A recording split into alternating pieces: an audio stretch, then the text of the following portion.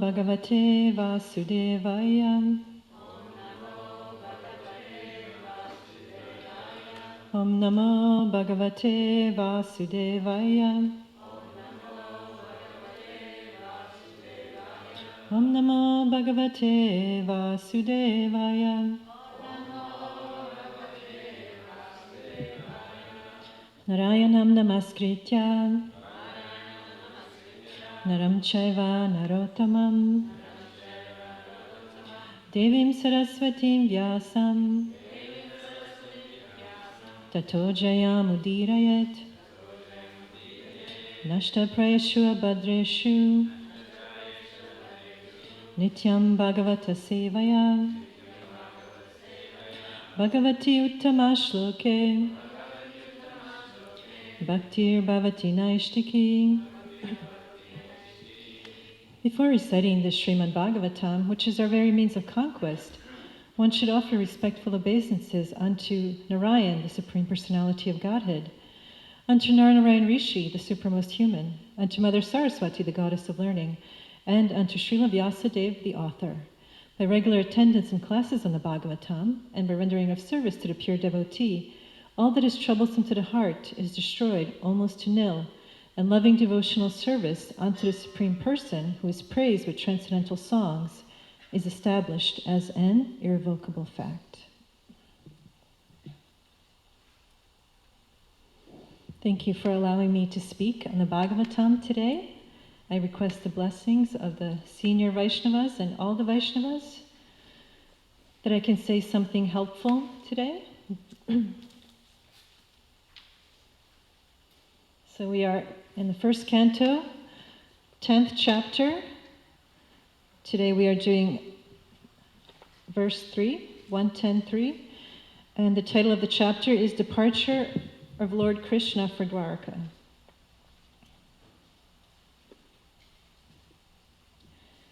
Nishamya Bhishmoktam Ata Chutoktam Pravritta Vijnana Viduta Vibhramaha Shashasagam Indra Ivajitashraya Paridyupantam Anujanuvartitaha Nishamya Bhishmoktam Ata Chutoktam Pravritta Vijnana Viduta Vibhramaha Shashasagam Indra Ivajitashraya Paridyupantam Anujanuvartitaha. Please chant.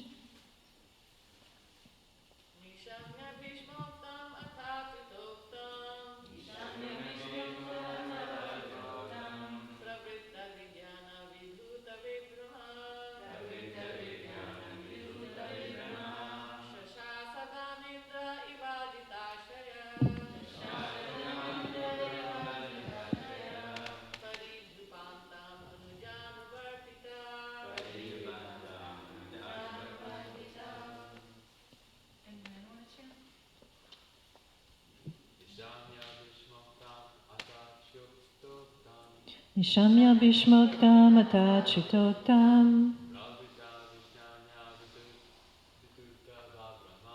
Pravrita Vijnana Viduta Vibhramaha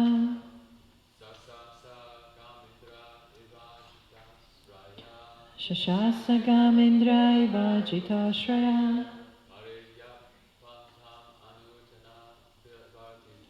Paridyupantam Anujanuvartitaha. Thank you. Welcome.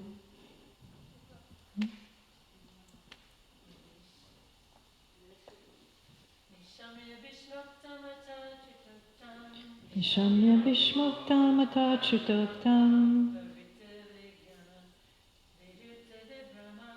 Rita Vijnana Viduta Vibhramaha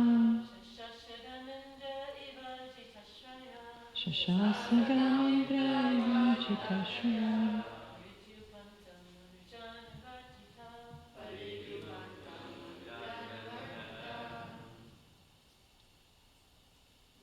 Synonyms: Nishamya, after listening.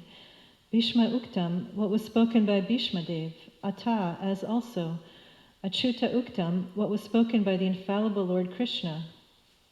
Pravrita, being engaged in. Vijnana, perfect knowledge. Viduta, completely washed.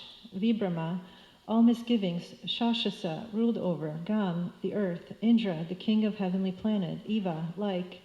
Ajita Ashrayaha, protected by the invincible Lord. Paridiyupantam, including the seas. Anuja, the younger brothers. Anuvartitaha, being followed by them. Translation by Srila Prabhupada. Maharaj Yudhishthir, after being enlightened by what was spoken by Bhishma Dev and Lord Sri Krishna, the infallible, engaged himself in matters of perfect knowledge because all his misgivings were eradicated. Thus he ruled over the earth and seas and was followed by his younger brothers. Please repeat. Maharaj Yudhishthir, after being enlightened by what was spoken by Bhishma Dev and Lord Sri Krishna, the infallible,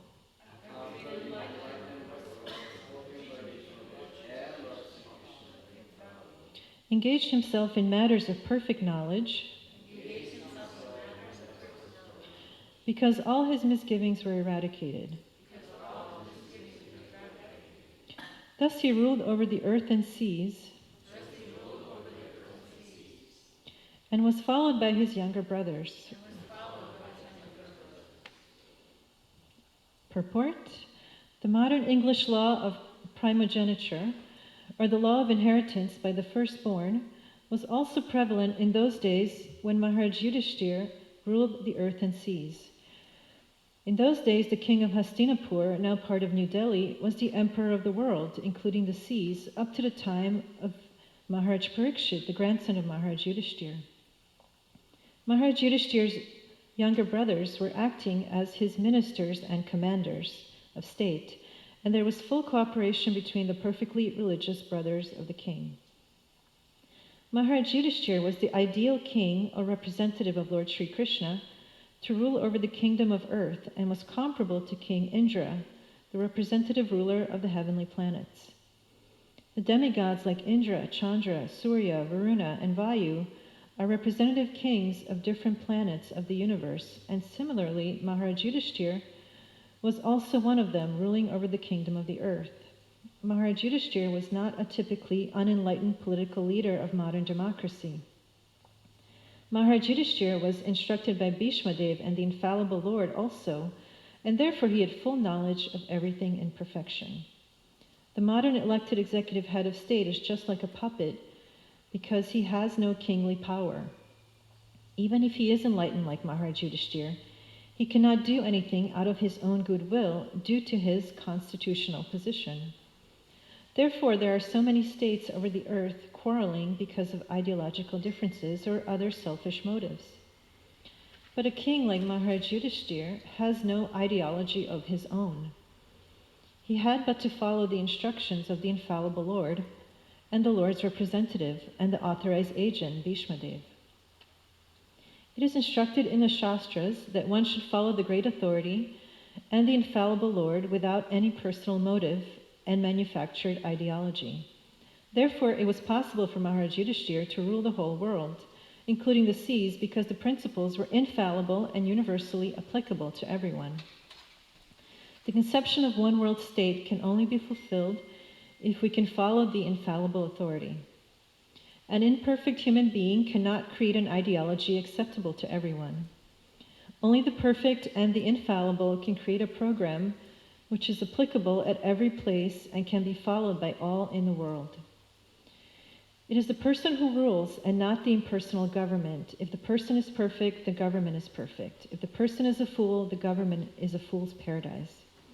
That is the law of nature. There are so many stories of imperfect kings or executive heads. Therefore, the executive head must be a trained person like Maharaj Yudhishthir, and he must have full autocratic power to rule the world. The conception of a world state can take shape only under the regime of a perfect king like Maharaj Yudhishthir. The world was happy in those days because there were kings like Maharaj Yudhishthir to rule over the world. Om Gyanatimrandasya Gyananjana Shalakaya Chakshu Unmilitam Yena Tasmai Shri Gurave Namaha Panchakalpa Tarubhyascha Kripa Sindhuga Evacha Patitanam Pavanebhyo Vaishnavebhyo Namo Namaha. So here Prabhupada is giving many qualities of an ideal king or autocrat to rule the world. Basically, he needs to be a perfect person and follow the principles laid down by Krishna. Right? So in a nutshell, that is the perfect leader to rule the world. And Maharaj Yudhishthira was one such leader, a Rajarshi. So here Prabhupada gives many qualities in this purport, and I thought it would be worthwhile if we sort of broke down those qualities and went more into depth into each one of them. Right? It's a lot of information in the purport. And then also do some maybe compare and contrast with what we have today and what is to be done today, because we are not ruled by a Rajarshi. So what is to be done by us? So firstly, Prabhupada says, Maharaj Yudhishthira was the ideal king or representative of Lord Sri Krishna to rule over the kingdom of earth. So firstly, the ideal king is a representative of the Lord. So for example, today we have no such conception in the government out there, right, in the world. As we know, there is a division of church and state going on. So it's completely the opposite of the government leader being a representative of the Lord. It's just completely the opposite. And one interesting fact is that in the United States, this division of church and state comes actually from the Constitution, from the First Amendment, where Thomas Jefferson created the concept of the freedom of religion, which in its own sneaky way means that there is a division between church and state. But it's called freedom of religion, right? Whatever that means. So Jefferson wrote, believing with you that religion is a matter which lies solely between man and his God. Legislature should make no law respecting an establishment of religion or prohibiting a free exercise thereof, and building, therefore, a wall of separation between church and state. Building, therefore, a wall of separation between church and state. So we can see how this is sort of a recipe for disaster, where everybody can just, make up their own religion and make up their own idea of God. And I follow that because I'm free. I'm a free individual. And the government has nothing to do with my God or anyone else's God. So this is what's going on today. So basically, what ends up happening is that the government is basically atheistic. Another quality that Prabhupada gives of a perfect king or an autocrat was that Maharaj Yudhishthira was not a typically unenlightened political leader of modern democracy. So he's not a typically unenlightened leader of modern democracy. So how is a typically unenlightened political leader? How is he unenlightened? So there's many ways that he's unenlightened, but Prabhupada gives one very specific way. It was actually in an earlier chapter. We went over it not too long ago, a few chapters ago. So if anybody would like to say or take a guess, how is the modern political leader unenlightened specifically? I'll give you a hint. Prabhupada writes, material civilization is wrongly directed towards, if anybody would like to say, towards sense gratification. Right? So that is how the modern political leaders are specifically unenlightened, according to Prabhupada. That the material civilization is wrongly directed towards sense gratification. In such civilization, in all spheres of life, the ultimate end is sense gratification.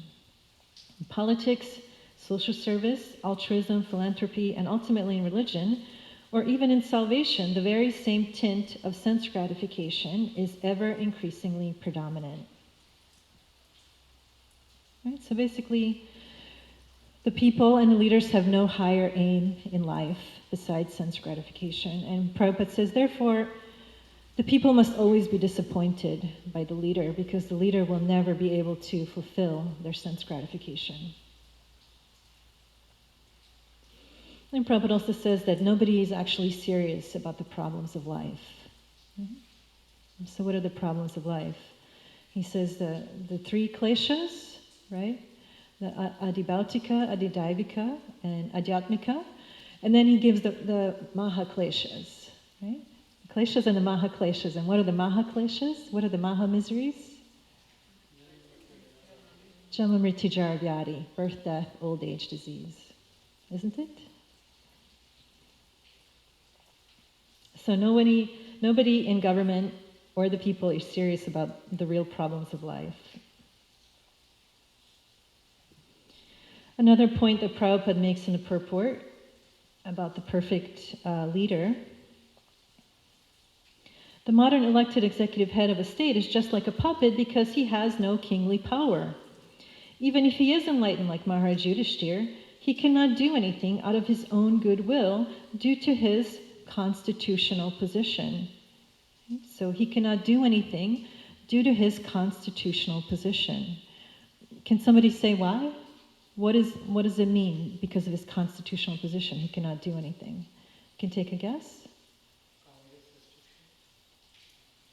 Everything has to be passed in the Congress. Yes, well, that's true. Everything has to be passed in a Congress. There's unlimited restrictions and difficulties, but what I was looking for is he's not empowered by the Lord, right? The reason that the Rajarshis of ages before could rule effectively because they were empowered by Krishna. That is the only reason that they could rule effectively, right? It was not even by their own doing, but because they were pleasing Krishna and following his principles, they received empowerment from Krishna, and therefore they could rule effectively. Right? They cannot do it on their own. Yes? And I've happened to study some law, and it's interesting if you look in like the sessions of Congress and the Senate, they have, sometimes they even begin with a prayer, with a Christian prayer. Yes, thank you. Why not include all of the religions? Why not include Hinduism? Like alternate or have interfaith prayer within the beginnings of the sessions. Thank you. That's a nice point. I also find that sometimes, like you say, they may begin something with a prayer, or say like, in God we trust. So they have all these like little aphorisms and sayings like, in God we trust. But what does that really mean when it comes to carrying out the duties of the government, right? It's just lip service, kind of. It's just to kind of like make some people happy. Like, oh yeah, we are, acknowledging God, but we're not really,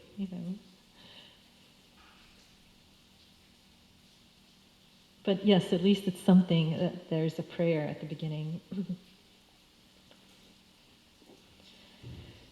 So Prabhupada says to this point that they have no kingly power, and therefore, even though they may be enlightened as Maharaj Yudhishthir, they cannot do anything. So I was thinking that in the past there may have been some quote-unquote enlightened leaders, like certainly not on the level of Maharaj Yudhishthir. And maybe they've done like some good, but what good was it really in the big scheme of things? Or it wasn't bringing people to Krishna consciousness, or or addressing the highest goal in life. So they had some good qualities, some nobility. I was thinking of, for example, like Kennedy or Gandhi, right? Gandhi was helpful in establishing independence for India from the Britishers, right? And he had some like noble qualities. It was like mode of goodness, and it was interesting. He was given the honorific title of Mahatma, which we know means a great soul. But again, it is not on the level of a Rajarshi, right? And ultimately, he was not really Krishna God conscious, right? He had some mode of goodness qualities. Another quality that Prabhupada gives is that the ideal leader, he has no ideology of his own, right? He has no ideology of his own, but he is just following the principles laid down by Krishna. Right? And we can see how there were so many manufactured philosophies and isms that were tried to like implement or put into place, and that ultimately they failed, right? Because they have to fail. So if anybody had some examples of some isms, I was thinking of communism, or even like the hippie ideology, right? Like, for example, the hippie ideology, it has some like good ideals, right? It's like cloaked in like good things like peace and love, and we rebel against, evil, and we rebel against war. So those are some like mode of goodness qualities, but the way they went about it was completely, led to the completely opposite result, right? Instead of being uplifted, their program of hedonism and sense gratification led to complete degradation of the individual, right? And that's why so many hippies who actually had very high ideals, right? Many that I've spoken to that are, Prabhupada disciples, many of you came from that. And even like my own seeing like films about it or documentaries, we can understand that hippies had very high ideals, and they were very idealistic, and they were like searching for the truth. But ultimately, this program of just like unrestricted sense gratification created the opposite result in their life, and therefore so many of them were running to Srila Prabhupada, right, when he came during that time, and Prabhupada, I'm so disillusioned, I'm so disappointed with this like hedonism, it's not working for me, right? And they just like ran to Prabhupada and embraced his feet. I'm sure many of you can attest to that.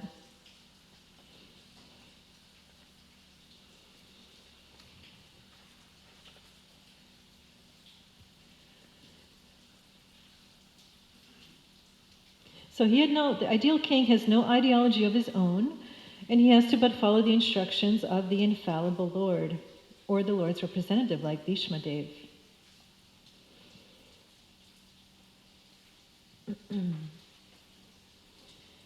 Therefore, it was possible for Maharaj Yudhishthira to rule the whole world, including the seas, because the principles were infallible and universally applicable to everyone. The principles were infallible and universally applicable to everyone. And we can see how many leaders from history, their principles were not infallible. They may have been like autocrats in their own right, but their principles were certainly not infallible, and they certainly did not include everyone or be universally applicable to everyone, right? Like one glaring example that comes to mind is like Hitler, right? His philosophy meant that some people are excluded from government completely. Not only excluded, but they're to be like eliminated just off the face of the earth, right? So certainly Hitler's principles were not applicable to everyone.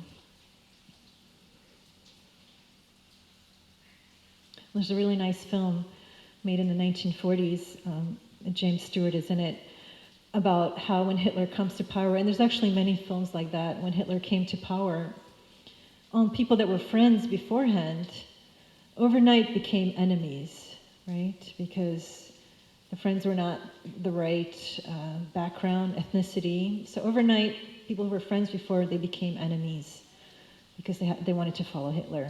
So this is certainly not a philosophy that's universally applicable to everyone.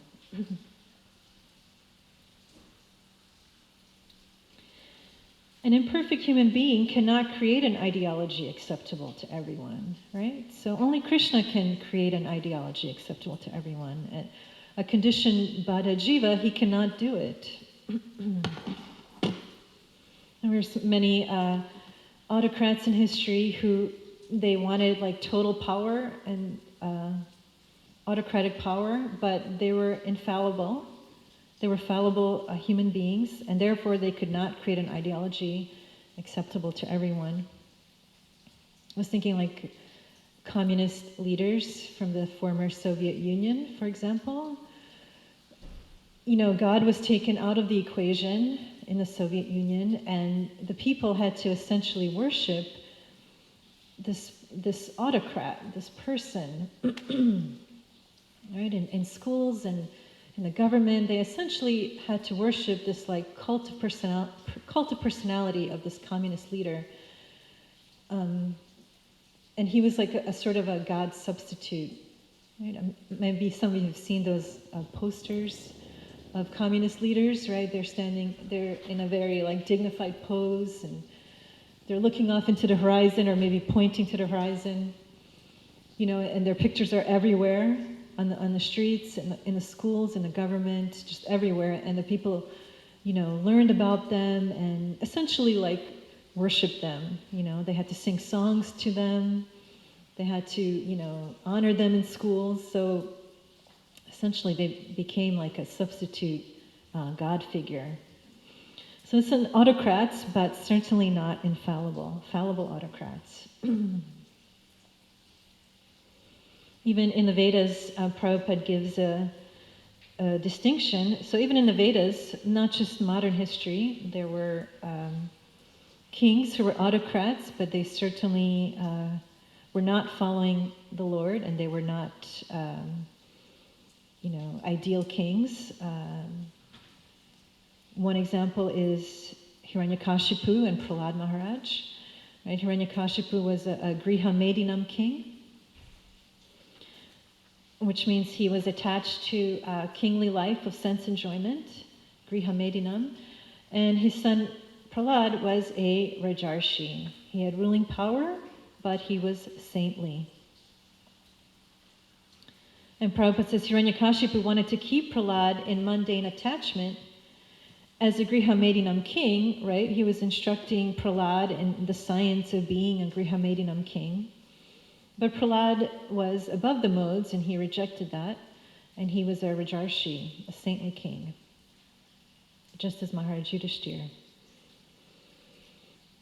And finally, Prabhupada says, in qualities of an ideal ruler or government, it is the person who rules and not the impersonal government.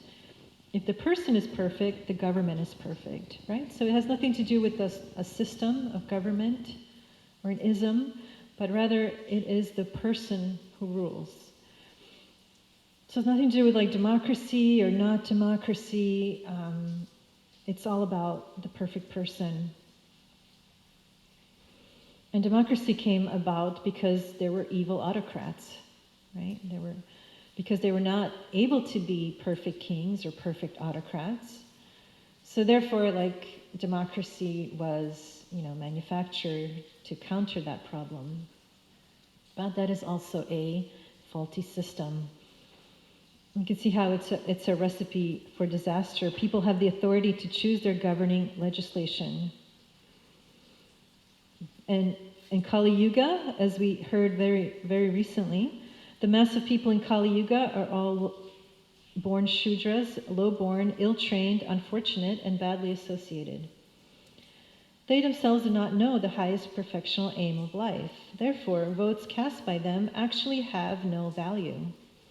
And thus persons elected by such irresponsible votes cannot be responsible representatives like Maharaj Yudhishthira, right? So the people of Kali Yuga are Shudras, low-born, ill-trained, ignorant, and therefore it's not possible for them to elect a proper ruler or to rule themselves.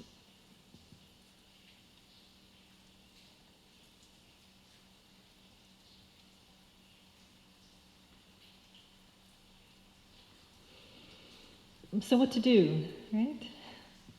So Prabhupada says, in the modern society, this is from a talk he gave in Montreal in 1968, we are not concerned with government. We say there is no kshatriya, there is no government.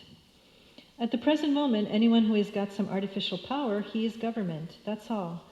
You get some way or other, a little vote, and you become government. So government does not mean that. Government is another. Because there is no kshatriya, where's the government? Government means they should be always thinking how the citizens should be peaceful and happy and spiritually advanced. That is government. And who is caring for the citizens? They are simply exacting tax. That is all. So actually in the Kali Yuga, because there is no kshatriya, where is the government? Shudra government is no government. Shudra has no right to govern, but by force they are governing. That's all. Might is right. And this is from his book, A Second Chance. Upholding religious principles is the duty of the king or government. Unfortunately, in the present age, Kali Yuga, people have lost their intelligence, so they cannot differentiate between dharma and adharma, religion and irreligion. The courts do not know whom to punish and whom not. This age, Kali Yuga, is very bad. We can only take shelter of Krishna and always chant Hare Krishna, Krishna Krishna, Hare Hare, Hare Rama, Rama Rama, Hare Hare. This age of Kali Yuga is very bad. We can only take shelter of Krishna and the holy name. And just to finish up, and then we'll take some questions, Srila Bhaktisiddhanta Saraswati coined this very nice term, the Transcendental Autocrat. Right? That is the autocrat that we follow. I don't know if you've heard of that term before or not. It's from his introduction to his Brahma Samhita, which in 1932. He writes, the materialistic demeanor cannot possibly stretch to the Transcendental Autocrat, who is ever inviting the fallen conditioned souls to associate with him through devotion or eternal serving mood. The Transcendental Autocrat, I love that. He's forever inviting the fallen conditioned souls to associate with him.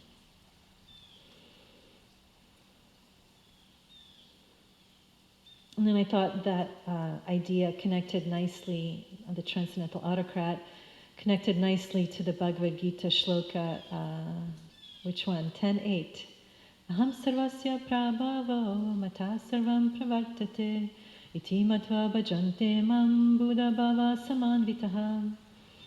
I, the Transcendental Autocrat, I am the source of all spiritual and material worlds. Everything emanates from me. The wise who perfectly know this, they do what? They engage in my service and they worship me with all their hearts. Right? I am the source of all spiritual and material worlds, and therefore those who know that, they engage in my worship and my devotional service. So I'll finish there, see if there's any discussion points, anything to add?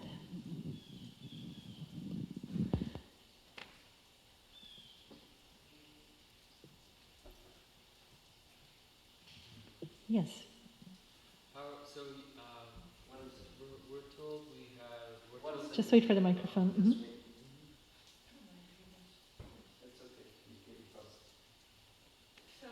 I was just reading too about, the same chapter and how Prabhupada was saying that, the beauty of the Krishna conscious system is that even though there's all different castes, it's all the same in the sense that the occupational duty is to serve Krishna.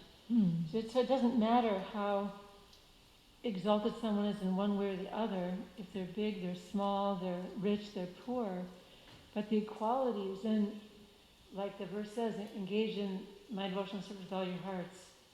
Thank you. When I heard it, it was like so simple, but so amazingly beautiful. Thank you. That is very beautiful. Yes, the Varnashram Dharma system, the Daivi Varnashram, means that everyone, ultimately, the Daivi part is that they engage in devotional service. They may have their own Varna and ashram and their own specific duties, and some may be like leaders, right, like Kshatriyas and Brahmanas, but all of them are equal in the sense that they are all worshiping the Lord in their own individual and particular way. Thank you.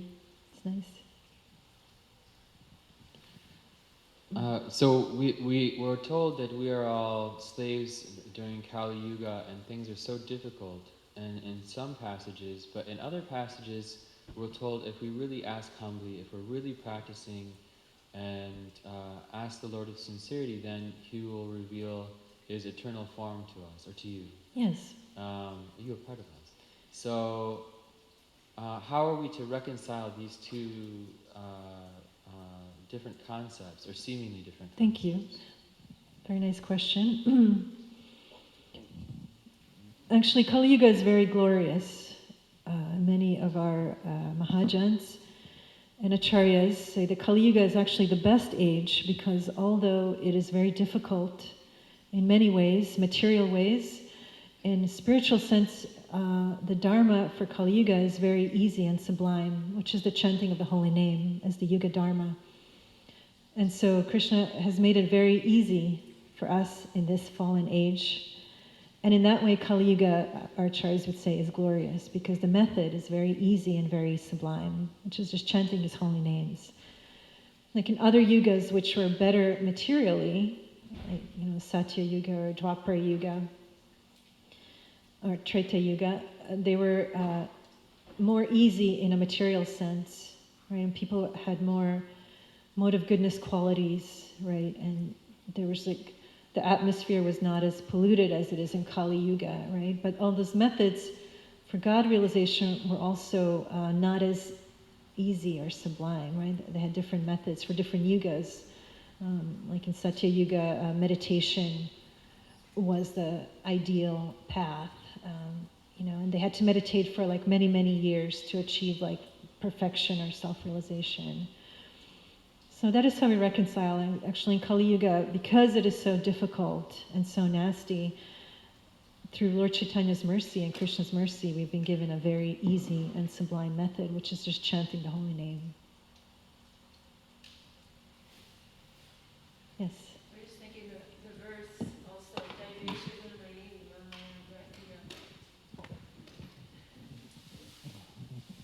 I was thinking an answer to the question too, Dayavesha Gunamayi, that this divine energy of mine is very difficult to overcome, but those who surrender unto me can easily cross beyond it. So that's what makes it so easy if we just follow Prabhupada's instructions. Thank you. Yeah. This material energy is very difficult to overcome. And in Kali Yuga, like this Prabhu was saying, especially in Kali Yuga, this material energy is very, very difficult to overcome. And there's no other way except surrender to the Lord and just begging for His mercy through chanting. Yes? Just in defense for our government, I was thinking that we are allowed to chant Hare Krishna on the street. We have that freedom of that other places still don't have. It's true. That. So I just wanted to thank our government. Well, thank you, Thomas Jefferson, for that freedom of religion amendment. Yes, so there's always some good side to things. Yes, you are right. In many governments, they cannot even go on the streets. Yeah. And they have to have like underground meetings and yes, thank you. Next question.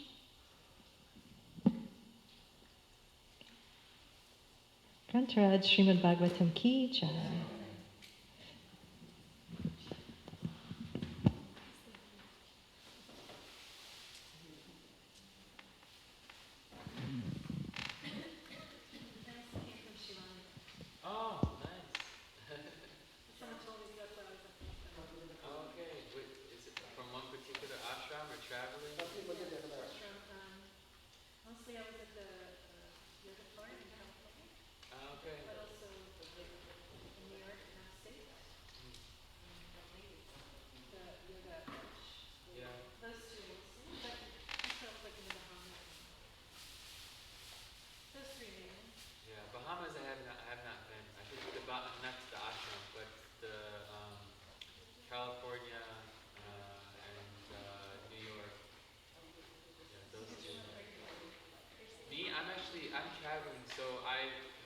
There's one in Arizona now, a very small ashram, and I visited the one in Arizona, and then I also work on a Buddhist book distribution, so I handed out some books in Florida, and then I'm here about, in early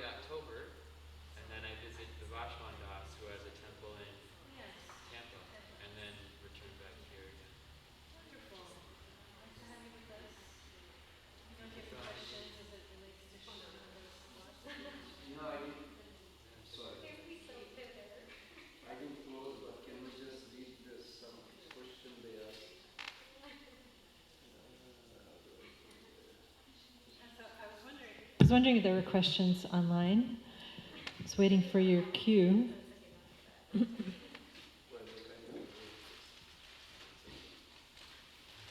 of your name again? Sridevi Dasi. I got the name Sridevi from Swami Swarupananda. Okay. Yeah, I know Swami. He's the Jewish Swami, right? Yes, the Jewish Swami. And then my Guru Maharaj, when I got initiated and here, added Dasi. He had a Dasi. So Yeah. Sridevi, and then Dasi was added later. Oh, nice. And you are?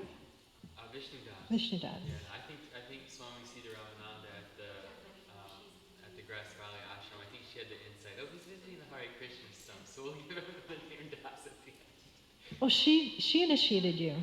Yeah, she gave me I initiated earlier, but she changed my name. Oh, okay. Yeah, she was very, very dear to me. Oh, good. Yeah, she's in Vietnam now. I just watched one of her videos yesterday. Okay. I'll have to send her my regards. Okay. Mahavishnu Priya Carissa says, all leaders and their ideology are doomed to failure due to imperfect senses. Yes. Commit mistakes and illusion and prone to cheating. Only the Guru gives true enlightenment. Yes, thank you, Mahavishnu Priya.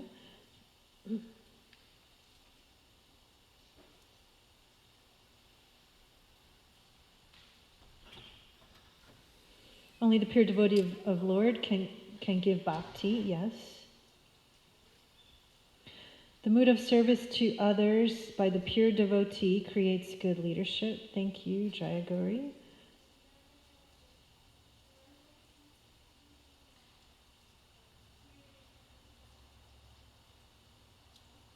Okay, that's it. Oh, one person gives an ism, speciesism, preference for one species of animal over another, e.g. pet dog versus a cow going to slaughter. Yes, all isms fail ultimately. Thank you.